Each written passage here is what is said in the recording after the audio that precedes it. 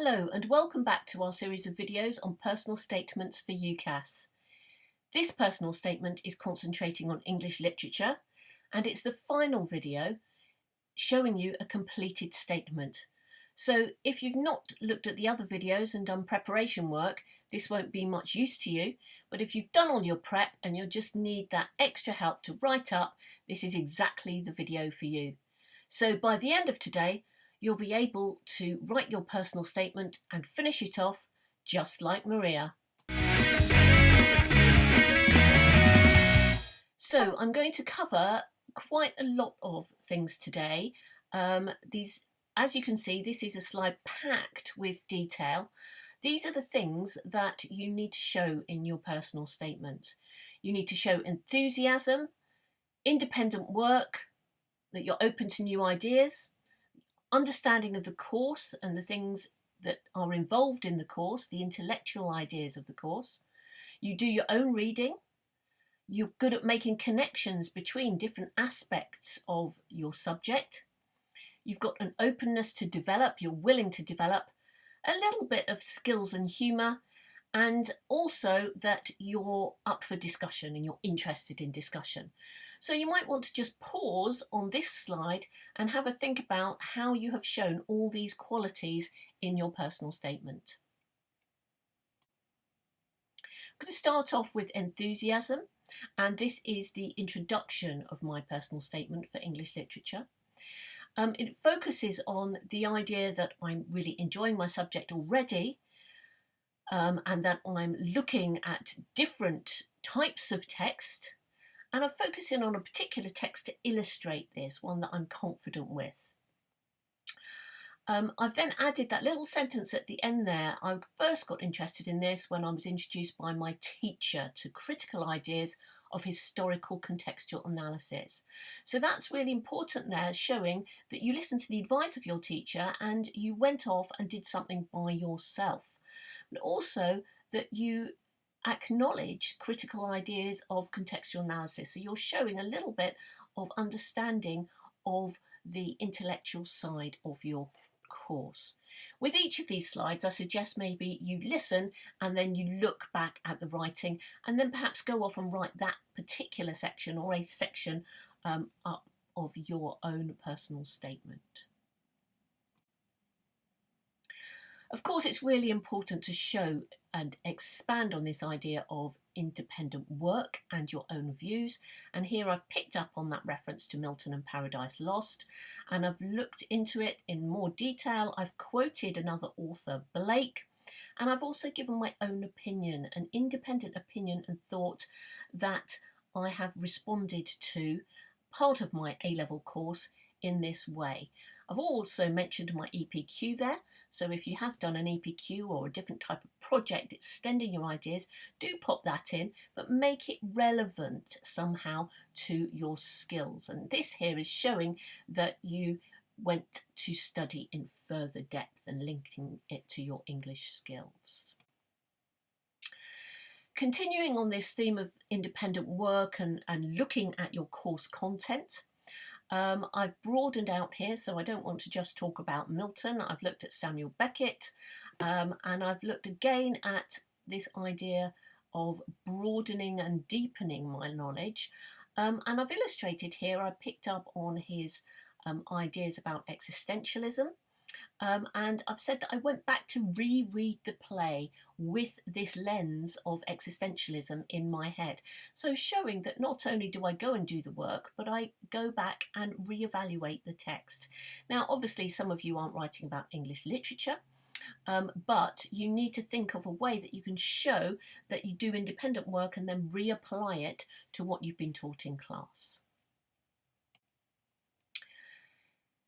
Here I focus a little bit more on course content, and I've looked at the course and I've seen that there is a topic on feminist literature and interpreting literature through a feminist lens, and so I've brought that into my studies and brought it to look at the two texts, Frankenstein and The Handmaid's Tale. I've mentioned how I've enjoyed looking at this and picked out a particular aspect of this to illustrate that I've read it in depth and that I'm interested in the way that the narrative works. So that's an example of finding out about something on the course that is a section of the course, and then applying it back to your A-level studies to show your interest and your that you're really keen on this topic. So again, just a reminder to pause through these and reflect as we're going on. Your own reading and ideas can also be reflected to the course content. I've put here about my interest in modern Irish literature. I want to show a breadth here. I don't want to just be interested in Milton. And I'm showing here that I've read modern novels. And here really illustrating that I'm a keen reader. Also at the end of this paragraph, I've mentioned Chaucer and Middle English poetry and Old English literature as well. And again, I know that on my course that I'm choosing to study, there are opportunities to study these. Irish literature, Chaucer and Old English appear on the syllabus for the university course that I've selected.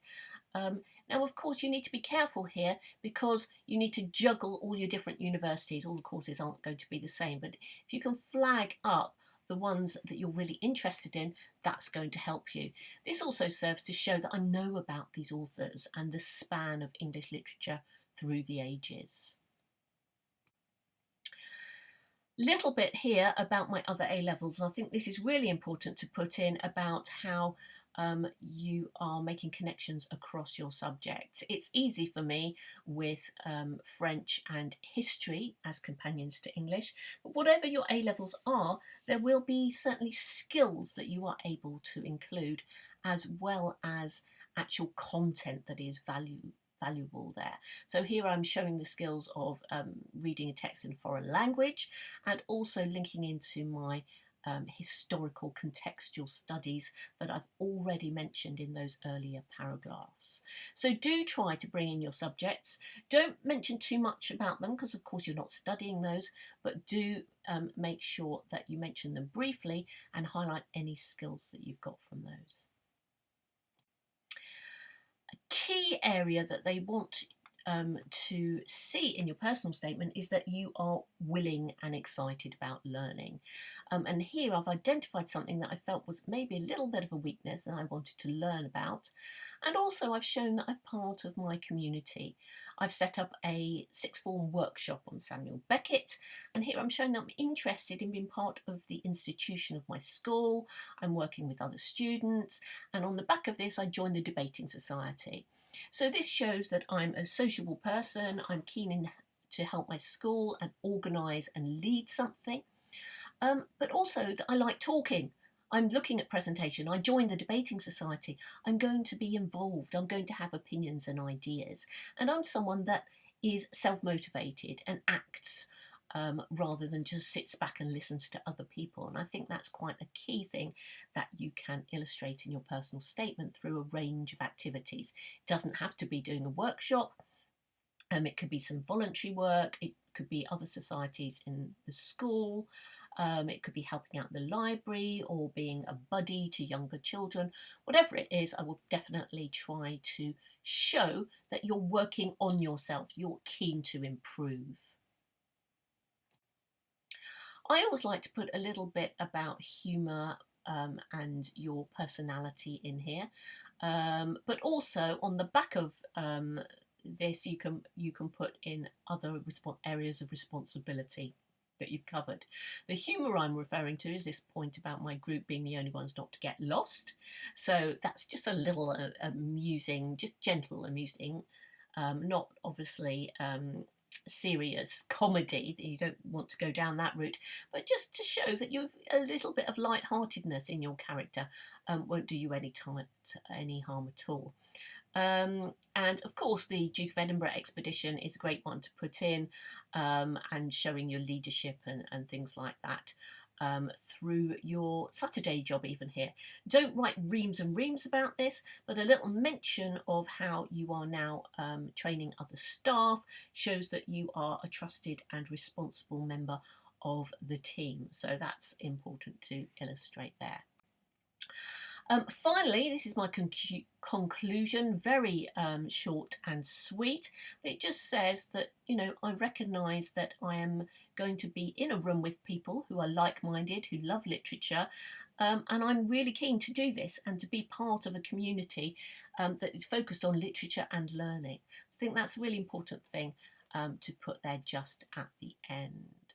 So, I'm hoping that this video has helped you write your personal statement. I know it can be very daunting, but I wish you the very best of luck with it.